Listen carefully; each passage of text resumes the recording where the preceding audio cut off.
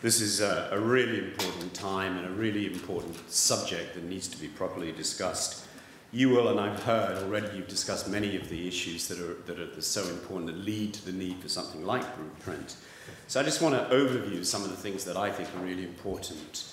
Firstly, this really comes down to a question of trust. I think we do need to remember, in a survey done recently, only 32% of the population in this country think that business acts ethically. And only 53% believe that business makes a contribution to society. And the reasons are very clear. You know that we've had 8, 9, 10 years of recession.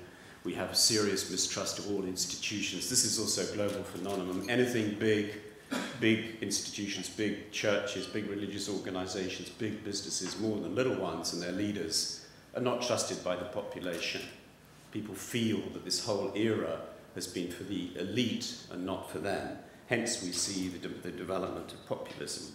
Of course, it's accentuated by the press, who feed on those failures that we see, whether it's banks, whether it's utilities and transparencies, whether it's Volkswagen trying to mislead you deliberately into the emissions that you're making, whether it's about the fear that customers are not being treated fairly, whether it's about the concern, which is real, that big companies are not adequately paying quickly to their supply chains and taking advantage, whether it's about that large companies do not pay the taxes that everyone else pays. It's all complex stuff, but it does lead to one thing that we've seen is political pressure to react to this, which doesn't necessarily help the position.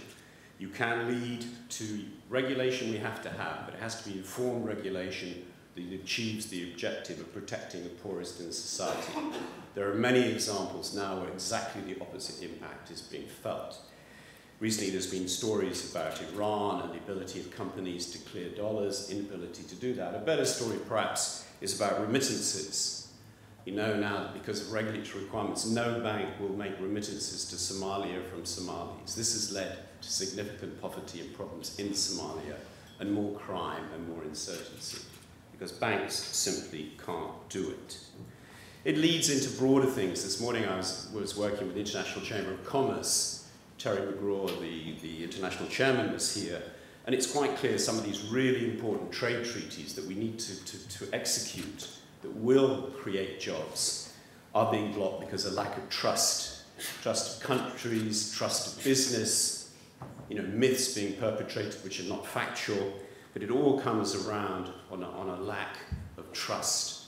The whole question of whether or not people any longer believe that globalization is a force for good, or even technology is a force for good, is beginning to come into question.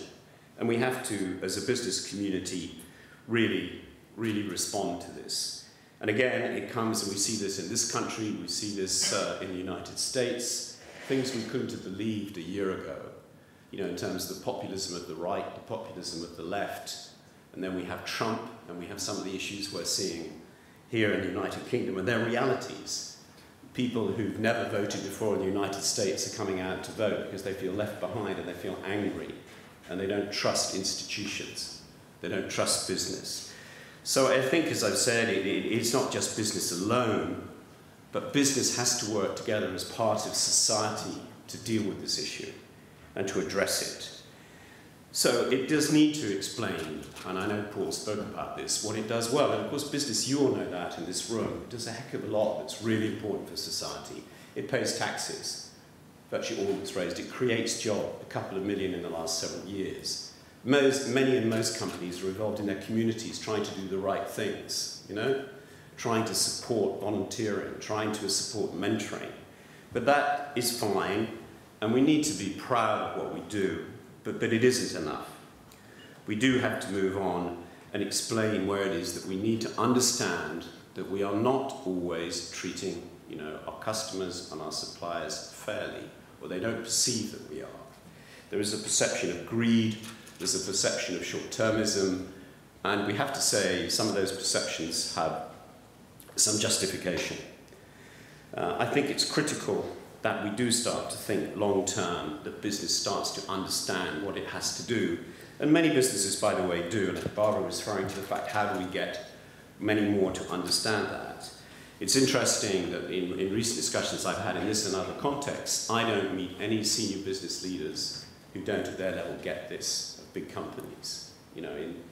Sometimes the pressure of day-to-day life is always there, and translating an objective of purpose into reality through an organization is of itself a challenge.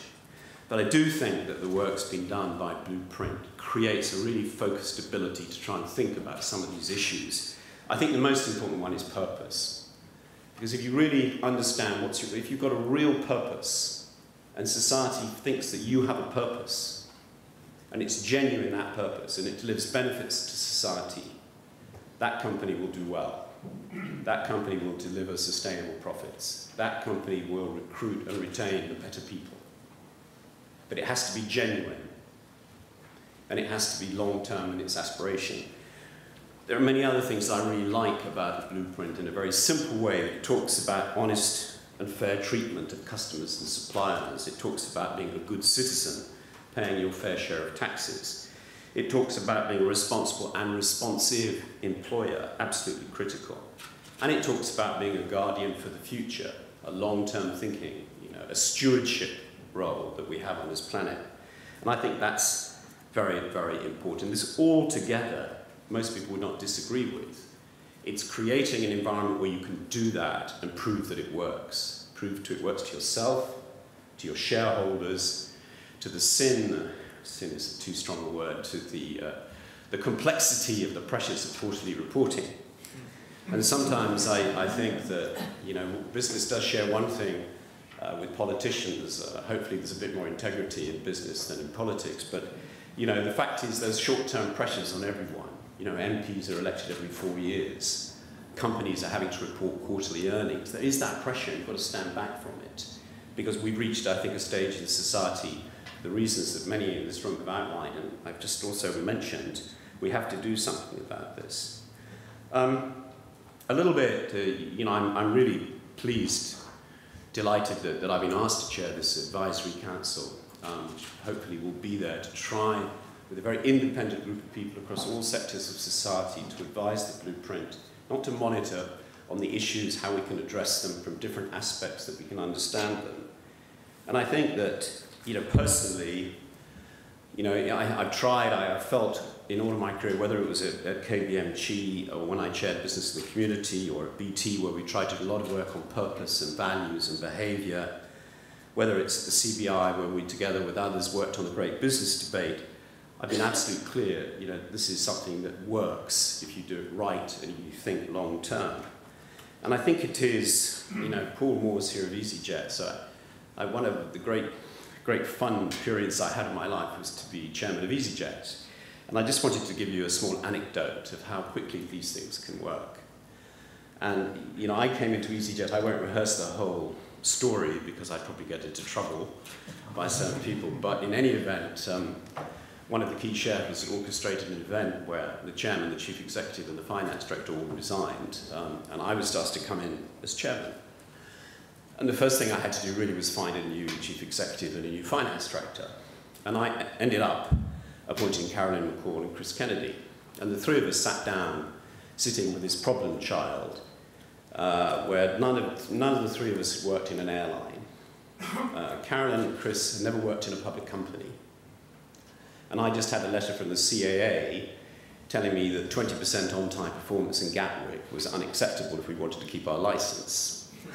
Morale, I think you told the tea story when I turned up. But here's an interesting story about people make the difference. And one of the reasons I wanted Carolyn to become chief executive was I knew her a little bit, and I knew that she was a people person, but with determination. And we sat down and realized that in life, pilots, any airline, they'll tell you they're impossible to deal with, because they're very highly professional people, obviously, but they're unionized. And they have a different view of management. It's a bit like doctors and journalists are perhaps similar. And of course, Carolyn had run a newspaper. One of the first things we did was realize we've got a real problem with these pilots because they're not cooperating. We're not getting the right productivity. So we issued a very simple thing. We had dinner with 12 training captains, every couple of months. And we just sat with them, cheap and cheerful, steak and red wine or beer or whatever, and talk to them around what it is we were trying to do. And they could tell us some of the things that were frustrating them. And it had a massive impact, a massive impact. Very quickly, productivity went up because pilots talk to the training captains. They're the sort of people who they trust most. I think Carolyn's real personal determination to see that, and we learned things we were shocked by. We learned, for example, this is obviously not happening anymore, some of the cadets who come in with big debts, who were only flying in the summer, were having to live in their cars because they couldn't afford the rent of a flat and their repayments. We didn't know that.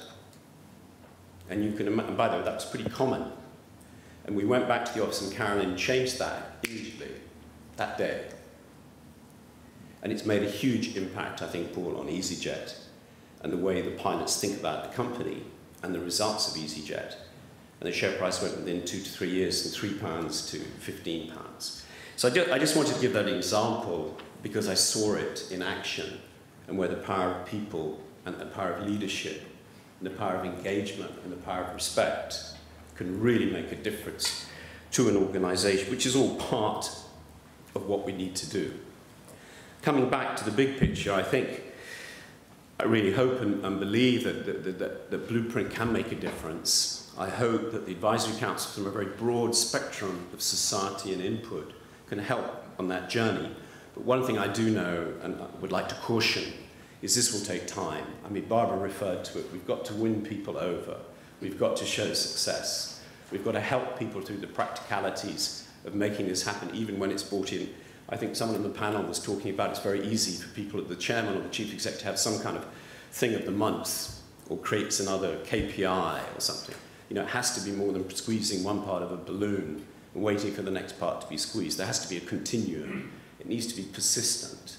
So it does take a little bit of time. So thank you very much to Blueprint for asking me to do this, and look forward to working with you all to make sure we can try and make more of a difference. Thank you.